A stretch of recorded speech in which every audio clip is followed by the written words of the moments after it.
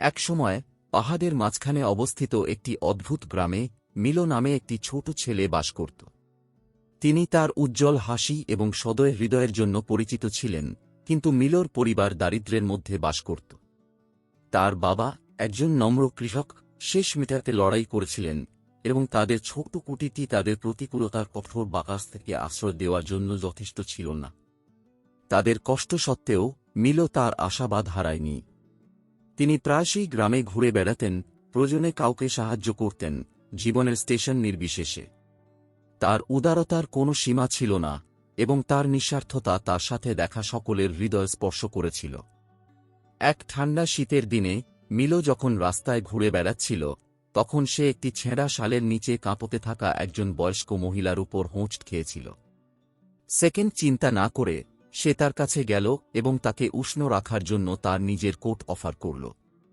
মহিলাটি তার দয়া দেখে বিস্মিত হয়েছিল এবং ভিড়ের মধ্যে অদৃশ্য হয়ে যাওয়ার আগে তাকে প্রচুর আশীর্বাদ করেছিল। দিন যত গড়িয়েছে, মিলোর সদয় আচরণ গ্রামে কিংবদন্তি হয়ে উঠেছে। লোকেরা তার উদারতার গল্পগুলি ফিসফিস করবে এবং অনেকে সমস্যার সময় তার পরামর্শ চেয়েছিল। তার দারিদ্র্য সত্ত্বেও মিলোর সমবেদনার সম্পদ ছিল যা তার চারপাশের লোকদের জীবনকে সমৃদ্ধ করেছিল। একদিন সন্ধ্যায় গ্রামের মধ্য দিয়ে যাচ্ছিল এক ধনী বণিক মিলোর কাজের কথা শুনে তাকে খুঁজতে লাগল। ছেলেটির নিঃস্বার্থতায় মুগ্ধ হয়ে বণিক তাকে প্রশংসার চিহ্ন হিসাবে সোনার মুদ্রার একটি ব্যাগ অফার করে।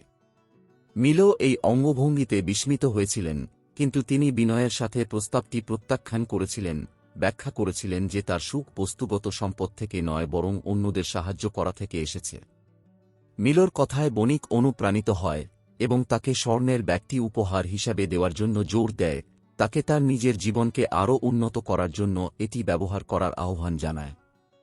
অনিচ্ছায় মিলো উদার অফারটি গ্রহণ করেছিলেন, জেনেছিলেন যে তিনি তার পরিবারকে সমর্থন করতে এবং তাদের পরিস্থিতির উন্নতি করতে সোনা ব্যবহার করতে পারেন।